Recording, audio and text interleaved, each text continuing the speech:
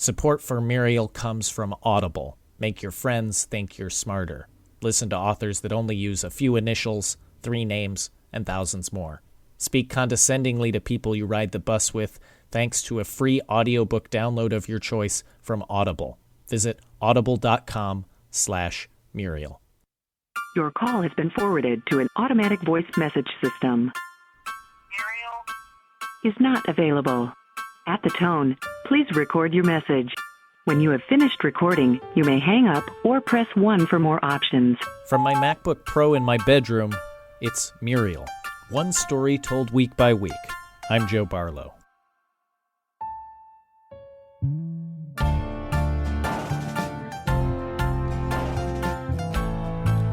For the past year, I've spent every working day trying to figure out one thing. Did a girl from my high school, whose name was Muriel, have a crush on me? Or if you want to get technical about it, and apparently I do, did she have a crush on me and slip a note into my friend's locker, but actually want it to go into mine? It's kept me up for a long time. The search, sometimes, honestly, it feels undignified on my part. I've had to ask about teenagers' sex lives. Where? How often? With whom? What position? For how long? Does a girl's butt feel different from my own butt? What does it feel like? Sex, I mean. Does it smell? Is crying normal? When will I find my true love? Is 29 too old to do it for the first time? But before I get into why I've been doing this, I just want to point out something I'd never thought about before until now. And that is, it's really hard to remember things.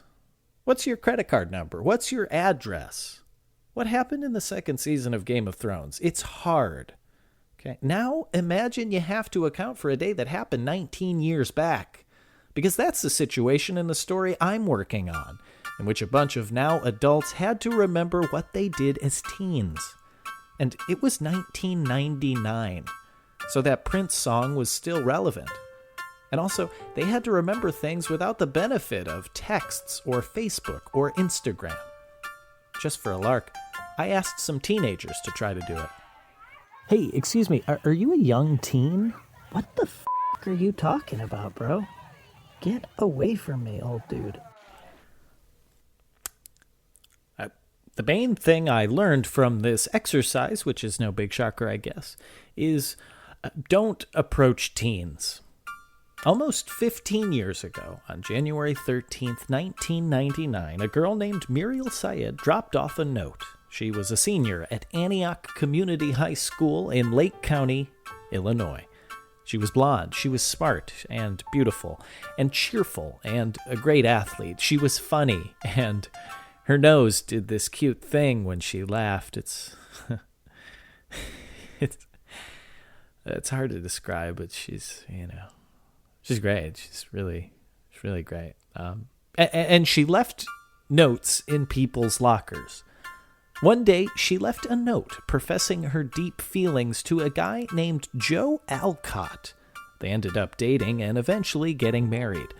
They have a family together and send out some of the most adorable Christmas cards where they reenact moments from iconic films or utilize creative puns based on their outfits. One time they all wore Old Navy vests, and the caption read, "Fleece Old Navy Dodd." Yeah. The first I heard about this story more than a year ago was when my friend from high school, big old Bob Tanton, sent me a JPEG of their Christmas card. In it, he said, "If only your locker was one to the left." You see, Joe Alcott was my locker neighbor. In fact, we sat next to each other in a lot of classes because of the alphabet. Alcott, Barlow. He was always one ahead. But it got me wondering, what if Muriel put the note in the wrong Joe's locker? What if the wrong Joe showed up at their first date and she was too polite to say otherwise? What if she would have been my first kiss this season on Muriel? Hi, Muriel. This is Joe Barlow. Not sure if you remember me or not, but we went to high school together. Anyway, I was just calling in. I wanted to catch up, and I got a podcast now, so kind of a podcast star in a certain way. But you should give me a call back. That would be so cool. And I remember you and your nose. I should hang up. I really. Anyway, please call me back whenever you get this. I assume you have caller ID, so I won't leave my number, but it is a 512 area code because I'm living in Austin, Texas now, and things are. I'm feeling really, really positive about my future, and I maybe if you're ever in town, we could grab coffee together and I don't know, just be nice to see your face. I remember how your nose crinkled. Dear God, I need to hang up.